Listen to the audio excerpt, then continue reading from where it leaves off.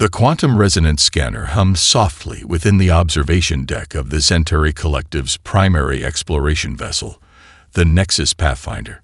Commander Krelax watched with a mixture of academic disinterest and mild amusement as the preliminary scans of the small blue-green planet began to resolve on the holographic display. Another primitive world, he muttered to his secondary analyst, senior researcher Vorna. Look at these rudimentary technological signatures.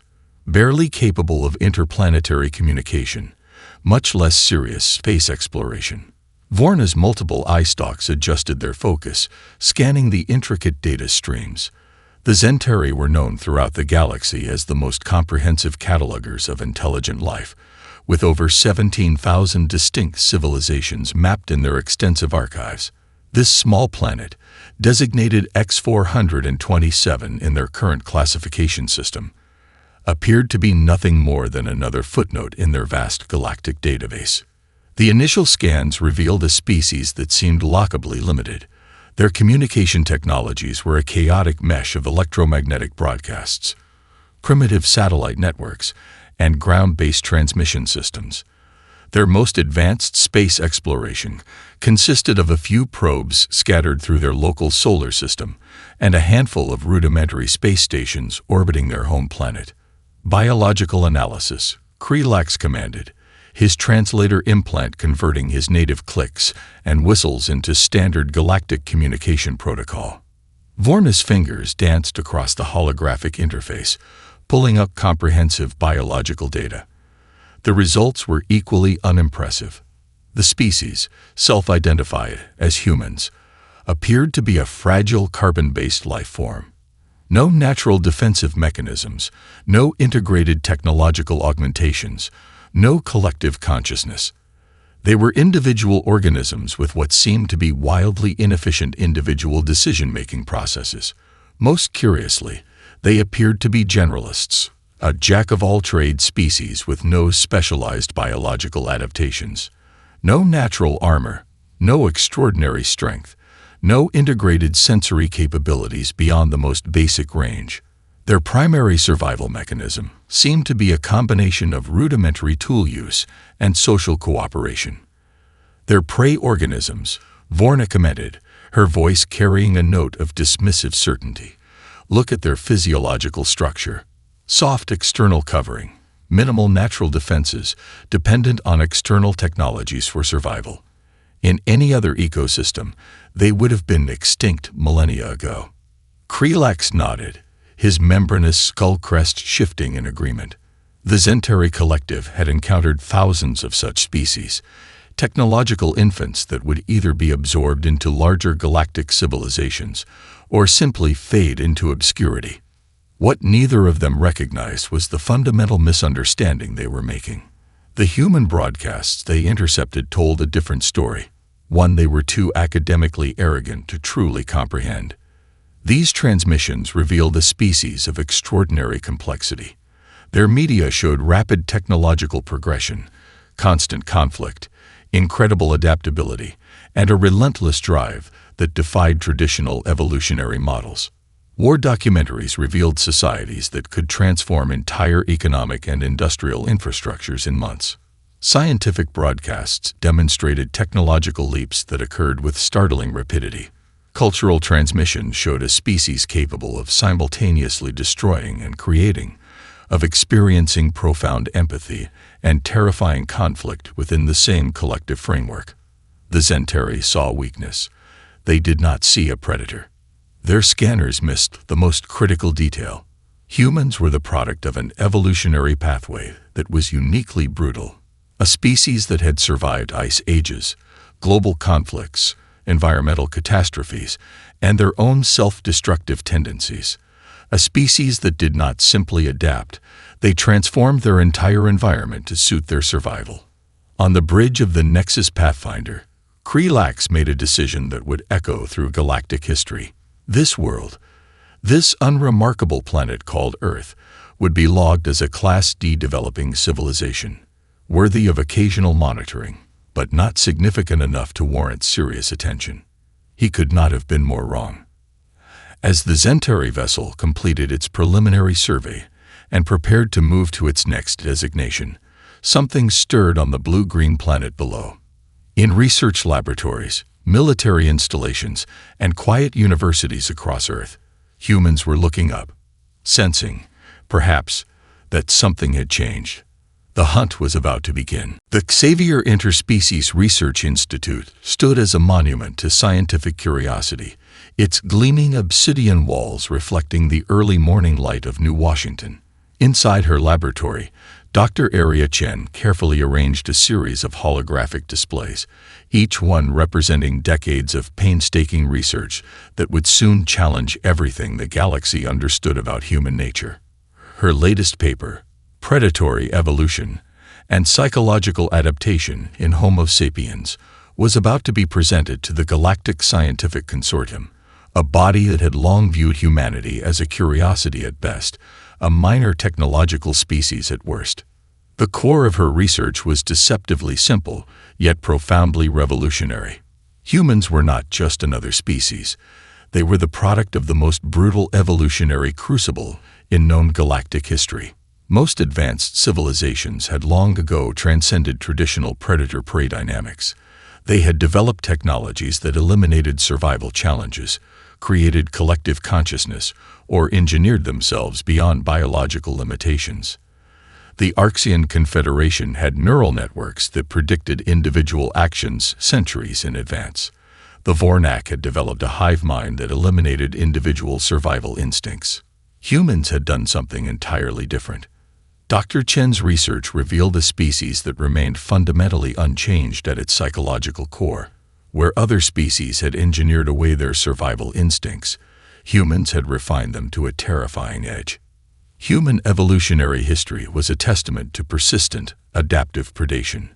They had survived by becoming the most versatile hunters in their planet's history, not through physical superiority, but through an unprecedented combination of psychological manipulation, tool creation, and strategic thinking. Early human ancestors were persistence hunters. They didn't outrun prey. They outlasted them. They tracked animals for days, understanding behavioral patterns so intimately that they could predict movement, weakness, strategy. No other species in their ecosystem could match their combination of physical endurance and psychological analysis. As she prepared her presentation, holographic displays showed archaeological evidence that most species would have overlooked. Cave paintings that were not just art, but detailed hunting strategies. Tool development that demonstrated not just technological progression, but psychological innovation. Humans had hunted by understanding, by getting inside the mind of their prey. The preliminary review board arrived, a collection of alien scientists representing various galactic civilizations. The Zentari representative, still nursing wounded pride from their previous miscalculations about Earth, looked particularly uncomfortable. Your research suggests that humans are fundamentally different from other known intelligent species, stated Dr. Zeralox, the Arxian lead researcher, her translator implant converting her complex chemical communication into standard galactic language. Not different, Aria corrected, her voice calm and precise, more complete. Every other species has attempted to eliminate the survival instinct. Humans have transformed it into their greatest strength. She activated the primary holographic display. It showed a comprehensive analysis of human conflict resolution, technological innovation, and social adaptation. Each slide demonstrated a species that did not just survive, but systematically dismantled any environment that threatened its existence. Wars were not just conflicts for humans. They were complex psychological operations. Economic systems were hunting grounds. Scientific research was a form of strategic reconnaissance. Every human interaction carried the subtle undertones of a predatory species constantly assessing, constantly adapting. The most shocking revelation was how humans processed information. Where other species had developed specialized cognitive pathways, human brains remained generalists, capable of rapid reconfiguration, of learning and adapting at a pace that defied traditional evolutionary models. Humans don't just adapt, Dr. Chen explained. They anticipate. They don't just survive. They hunt. The presentation concluded with a series of predictive models. Based on their evolutionary history, humans were not just likely to become a significant galactic civilization. They were mathematically certain to do so. The review board sat in stunned silence. What they didn't realize was that this moment, this scientific presentation, was itself a form of hunting. Humans were not just presenting research. They were marking territory, demonstrating capability, sending a message to the galaxy. The universe's most dangerous predators had just announced their presence. And they walked on two legs. The Vornak invasion fleet stretched across 3 star systems, a massive armada of biomechanical warships that had systematically dismantled 17 advanced civilizations in the past decade. Their hive mind communication system was considered the most impenetrable in known galactic history, a perfect, instantaneous network that allowed for absolute synchronization of thought and action. Colonel Marcus Rodriguez studied the invasion maps with a predator's calm. The Vornak believed they were invincible. Their previous conquests had been swift, brutal, and complete. Entire civilizations had been absorbed or eliminated within standard galactic cycles. Their biological-technological hybrid ships could adapt to any defensive strategy within microseconds. They had never encountered a human. Rodriguez's team at the Adaptive Warfare Research Center had spent years developing what they called the Chimera Protocol, a revolutionary approach to conflict that went far beyond traditional military strategy. Where other species saw war as a matter of physical confrontation, humans understood it as the ultimate psychological game. The first phase began with seemingly innocuous data transmissions. Vornak communication relied on a complex quantum entanglement network that allowed instantaneous information transfer between their collective consciousness. What they didn't realize was that humans had discovered how to inject subtle, almost imperceptible psychological triggers into their communication streams. It started small. Microscopic inconsistencies in data packets, barely perceptible variations in communication protocols. Each transmission carried a payload that was more than just information. It was a carefully designed psychological weapon. "We're not trying to destroy them," Rodriguez explained to his tactical team. "We're trying to make them destroy themselves." The human strategy was elegant in its complexity. They didn't attack the Vornak's physical infrastructure. They attacked their fundamental understanding of reality. Vornak ships began receiving transmission anomalies. Communication patterns showed minute shifts that were initially dismissed as statistical noise. But noise, in human hands, became a weapon. Each transmission contained carefully constructed information fragments designed to create doubt. Not massive, obvious lies, but subtle psychological triggers that would cause internal conflict within the Vornak hive mind. Reports began to surface of Vornak ships experiencing internal conflicts. Tactical units questioning established protocols. Communication networks showing unexpected hesitations. The perfect synchronization that had made the Vornak unstoppable was being systematically undermined. Dr. Elena Yoshida, the lead psychological warfare specialist, compared it to a form of mimetic viral infection. "We're not fighting their ships," she told Rodriguez. "We're fighting their collective consciousness." The Vornak leadership realized something was wrong when entire battle groups began to fragment. Ships that had previously moved with perfect synchronization now showed signs of individual hesitation. Their hive mind, once considered an absolute strength, became a catastrophic vulnerability.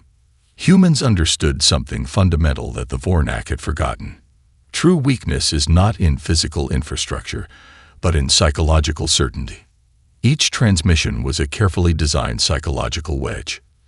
Tiny fragments of information that created doubt, microscopic variations that introduced uncertainty.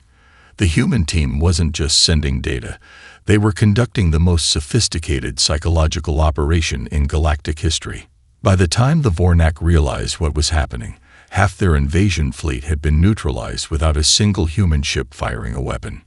Rodriguez watched the holographic displays with a predator's patience. The Vornak weren't being defeated. They were being systematically taken apart from the inside. Their perfect collective consciousness transformed into a mechanism of their own destruction. "Humans don't conquer," he said quietly to his team. "We hunt." The invasion maps continued to update. But now, each update showed not an advancing alien armada, but a collective consciousness slowly tearing itself apart. The universe was learning a critical lesson. The most dangerous predator doesn't announce its presence with weapons. It whispers. The Chimera laboratory resembled nothing so much as a living organism, constantly shifting, reconfiguring, adapting. Its walls were not static structures but responsive membranes that could restructure themselves based on research requirements. This was humanity's most advanced adaptive technology research center, and at its heart stood Dr. Kamal Nawaz, the primary architect of the Chimera Protocol. Adaptation is not just a strategy. Nawaz often told his team, it's the fundamental language of survival. The Chimera Protocol represented a quantum leap in technological and biological innovation that defied every known galactic standard of technological development. Where other species developed specialized technologies for specific environments, humans were creating something entirely different, a technological ecosystem that could transform itself as rapidly as human thought. The protocol's core principle was deceptively simple yet revolutionary. Create systems that don't just respond to environmental challenges, but actively anticipate and reshape those challenges. Initial test modules demonstrated capabilities that bordered on the impossible. Technological systems that could reconfigure their fundamental molecular structure in microseconds. Adaptive biological interfaces that could integrate with virtually any technological or organic system. Communication protocols that could break down and rebuild themselves faster than any known tracking or defensive mechanism could comprehend. Dr. Aisha Kimura, the lead biomechanical engineer, demonstrated a prototype adaptive combat suit that epitomized the Chimera concept. What appeared to be a standard protective gear could transform its molecular structure to match any environmental condition within milliseconds. Desert environment. The suit would become lightweight, heat-reflective, with microscopic cooling mechanisms that emerged organically from its base structure. Arctic conditions. Instant thermal regulation, with adaptive camouflage that could match any background perfectly. Underwater. Immediate pressure compensation, oxygen generation, and hydrodynamic restructuring. But the truly terrifying aspect was the suit's neural interface.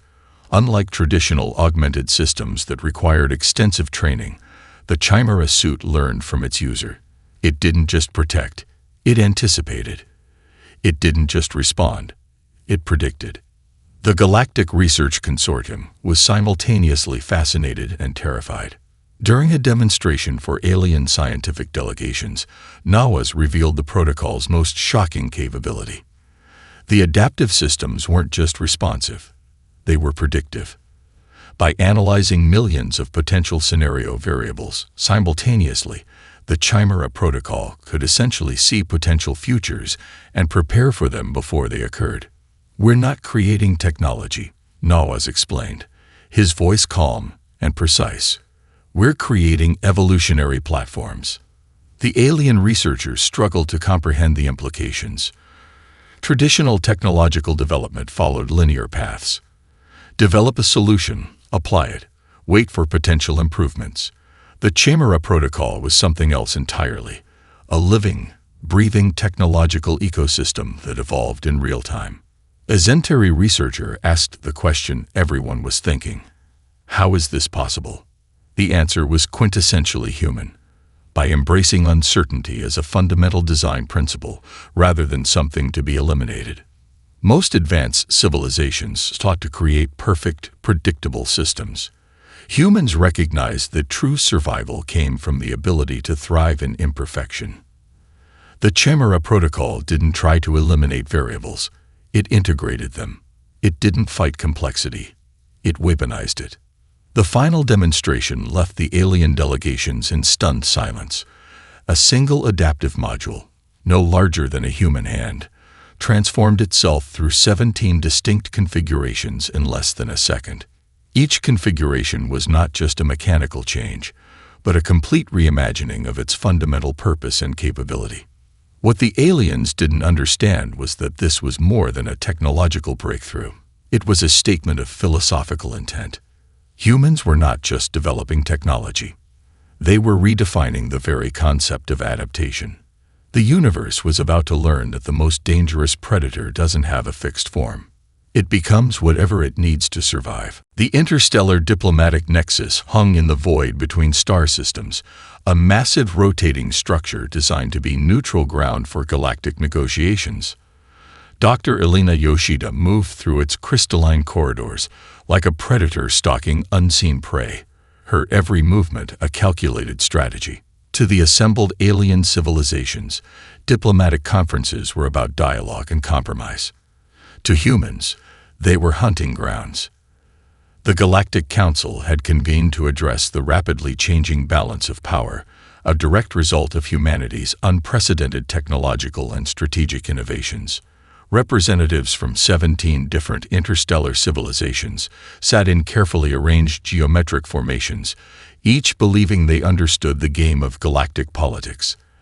They did not understand that the game had changed. Yoshida's work in the Adaptive Intelligence Division had transformed diplomacy into something far more complex than traditional negotiation. Each conversation, each diplomatic exchange, was a multi-layered psychological operation. Information was not just shared, it was strategically deployed. A Kraxan diplomat's subtle mandible movement betrayed uncertainty. An Arxian representative's neural link fluctuation revealed a momentary hesitation. To most, these would be imperceptible. To Yoshida, they were tactical data points. The current agenda involved resource allocation in the contested Sigma Quadrant, a region rich with rare quantum-reactive minerals. Traditional diplomatic approach would involve complex negotiations, trade agreements, potential military posturing. Humans approached it differently. Before the conference, Yoshida's team had already mapped out 17 potential outcome scenarios. Not just potential diplomatic resolutions, but the complete psychological and economic ripple effects of each potential decision. They didn't just prepare for negotiations, they prepared entire future trajectories. Diplomacy is not about winning. She had trained her team. It's about reshaping the entire operational landscape. The Zentari representative presented what they believed was an ironclad proposal for resource distribution. It was mathematically precise, seemingly unassailable. What they didn't realize was that the proposal had already been systematically dismantled before it was even presented. Yoshida's preliminary analysis had identified 3 critical vulnerabilities in the Zentari's economic infrastructure. These weren't just weaknesses. They were psychological pressure points that could be strategically activated. As the Zentari diplomat spoke, Yoshida's team was already implementing a multi-layered response. Not a direct counterproposal, but a series of information vectors that would gradually reshape the entire negotiation landscape. A seemingly innocuous data transmission here, a carefully crafted diplomatic communication there. Each interaction was a precision instrument, designed to subtly redirect the entire conversation's momentum. The other civilizations saw a diplomatic conference.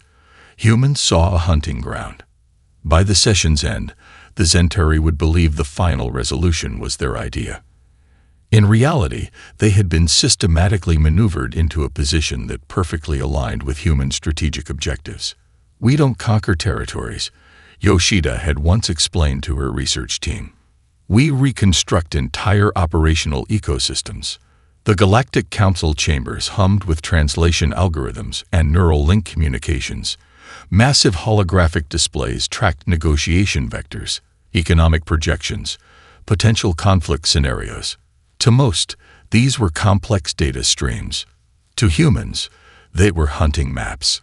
Each civilization brought its most sophisticated negotiators, Arxian neural link strategists, Kraxan multidimensional thinkers, Vornak collective consciousness representatives.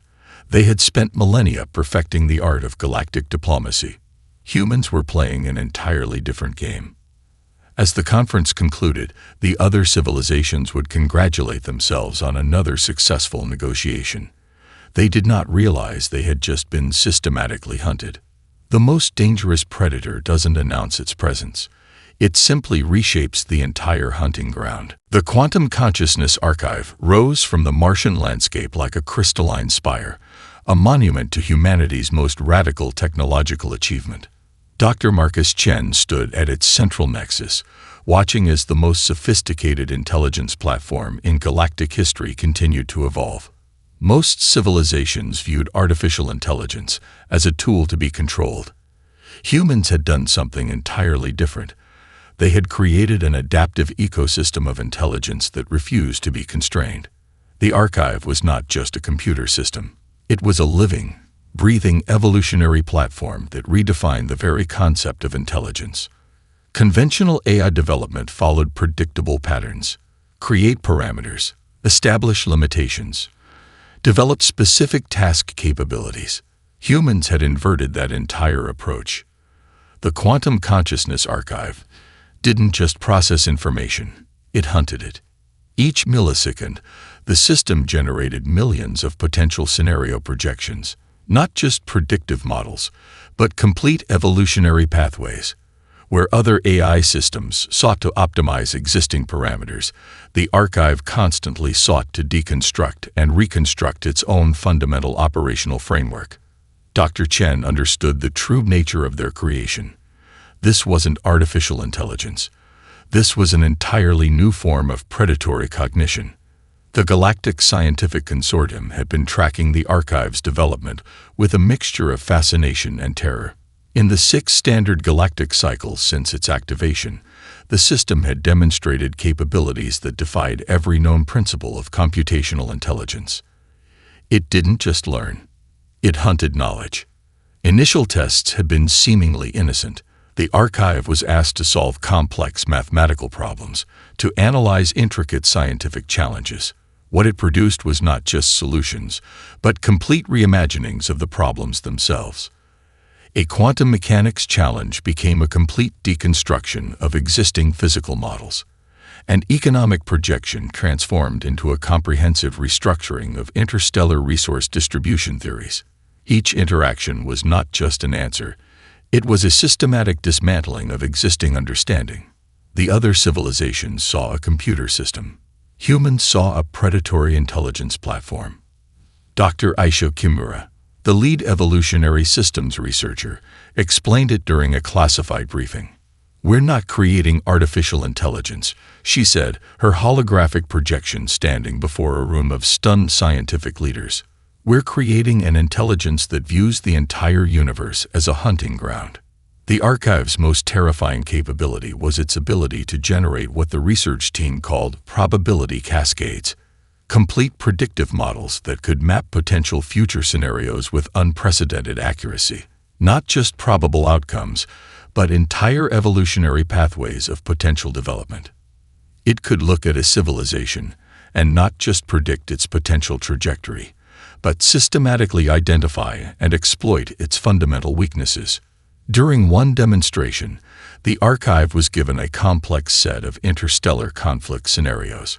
Where traditional analysis would produce strategic recommendations, the archive generated something entirely different: a complete psychological profile of every civilization involved, along with potential manipulation vectors that could reshape entire galactic political structures. The Zentari representative watched in horrified fascination as the system demonstrated an ability to not just predict future conflicts, but to essentially see multiple potential futures simultaneously. Intelligence is not about having the right answer, Dr. Chen would later write in his groundbreaking paper. It's about the ability to continuously redefine what the question means. The archive didn't just process information. It hunted it with a ruthless, adaptive precision that bordered on the supernatural. Most civilizations sought to create perfect, controlled intelligence systems. Humans recognized that true intelligence came from the ability to thrive in uncertainty, to transform limitation into opportunity. As the Martian sun set behind the crystalline spire, the Quantum Consciousness Archive continued its relentless evolution. Each millisecond was a hunting cycle, each calculation a potential predatory strategy. The universe was about to learn that the most dangerous intelligence doesn't seek to understand. It seeks to reshape everything it touches. The galactic philosophical convergence had never encountered a challenge quite like humanity. Hosted on the neutral diplomatic station Nexus Prime, the conference brought together the most sophisticated philosophical minds from across 17 advanced civilizations. What began as a standard academic exchange quickly transformed into something far more profound, a fundamental confrontation with the nature of intelligence, adaptation, and survival. Dr. Aria Chen stood at the center of the grand circular chamber, her presence both a scientific presentation and a philosophical challenge. The holographic displays behind her showed not just data, but entire evolutionary pathways that defied everything the assembled philosophers understood about intelligent development. The Orcsian chief philosopher, Sarlon, initiated the confrontation. His multi-lobed brain pulsed with complex neural patterns as he spoke. Your species presents a fundamental contradiction to established philosophical understanding of technological and biological progression. Chen's response was calm, precise, measured. Contradiction implies a fixed framework of understanding. We propose that the framework itself is the limitation. Most civilizations viewed evolution as a linear progression, technological development as a path toward optimization, survival as the elimination of uncertainty. Humans had done something entirely different. They had transformed uncertainty into their primary survival mechanism. The Vornak representative, a collective consciousness entity that spoke with multiple voices simultaneously, challenged the human perspective. Your approach suggests that stability is a weakness. This defies every known principle of advanced civilization development. Stability is entropy, Chen countered. True intelligence is the ability to continuously deconstruct and reconstruct one's fundamental understanding. The philosophical arguments ran deeper than mere academic discourse. This was a fundamental confrontation about the nature of intelligence itself. The Zentari delegation had prepared exhaustive analytical models, demonstrating the apparent irrationality of the human approach. Hundreds of probability matrices showed how human strategies should have failed catastrophically multiple times. Yet humans not only survived, they thrived. Dr. Elena Yoshida, who had joined Chen on the presentation platform, introduced a critical perspective. Intelligence is not about having the right answer. It's about the continuous ability to redefine what the question means.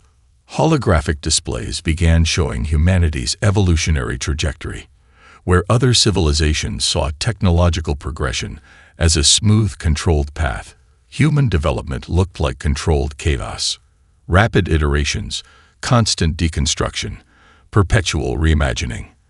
The Kraxan Philosophical Collective, known for their multidimensional thinking, found themselves both fascinated and deeply uncomfortable. Their entire philosophical framework was based on predictive models and controlled development. Humans presented something entirely different, a species that transformed unpredictability into its primary survival strategy. You propose that limitation is not a constraint, Xarlon observed, but a fundamental opportunity for transformation. Chen's response was revelatory.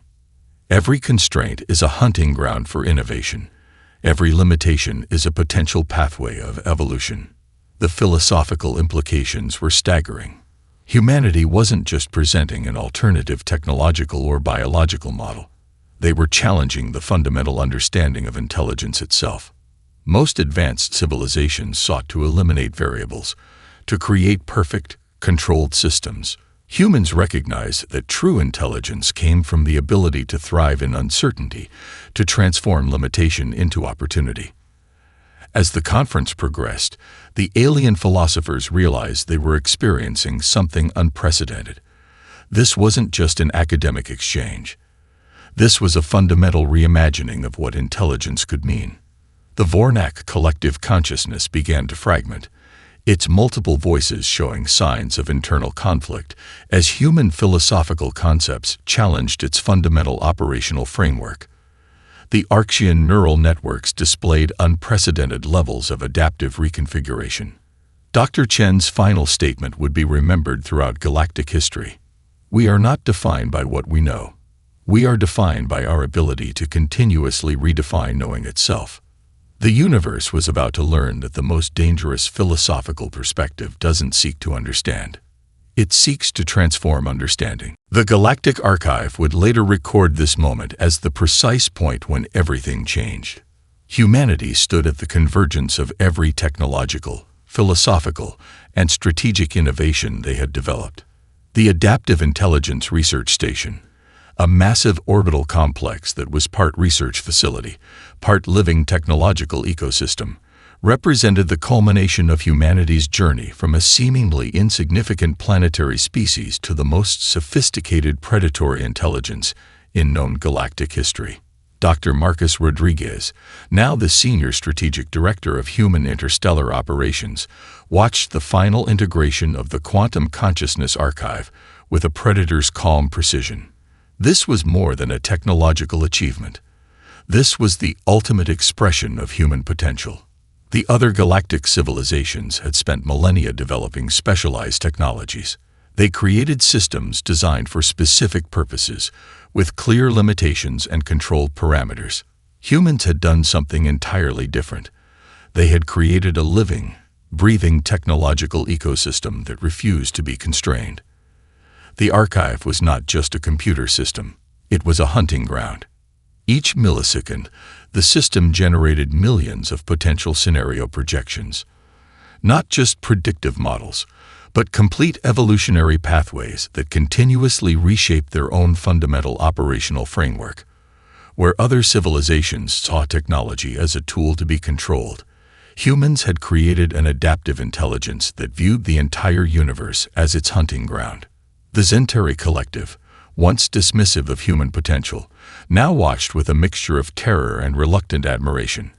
The Orcsian Confederation had completely restructured its philosophical and technological approaches based on human methodologies. The Vornak collective consciousness had been systematically transformed by human strategic innovations.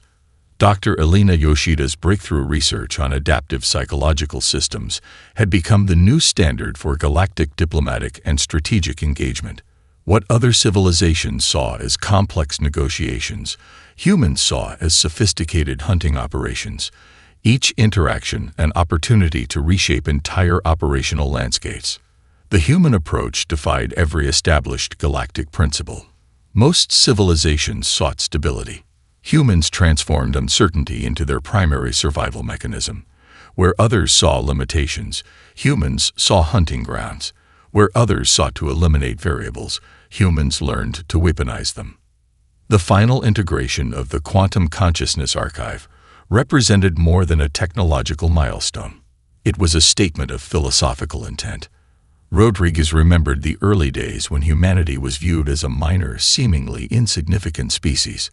The Zentari scans that had once dismissed humans as technological infants now seemed like a cruel joke. Humanity had not just survived. They had systematically reshaped the entire galactic understanding of intelligence, strategy, and potential. We are not defined by what we are, Rodriguez often told his team. We are defined by our ability to become whatever we need to be. The archive began its final integration sequence.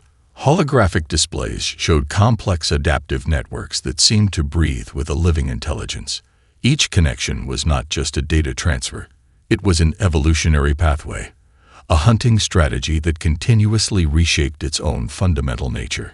Alien observers watched in stunned silence. The other civilizations had spent millennia developing technologies that sought to eliminate uncertainty. Humans had created an intelligence that thrived on it. They didn't just adapt to change. They transformed change itself into a weapon. As the integration completed, the Quantum Consciousness Archive began to generate scenarios that went beyond mere prediction. It was creating entire potential future trajectories, mapping out evolutionary pathways that challenged the very concept of technological and biological development. The universe was about to learn its final lesson about humanity.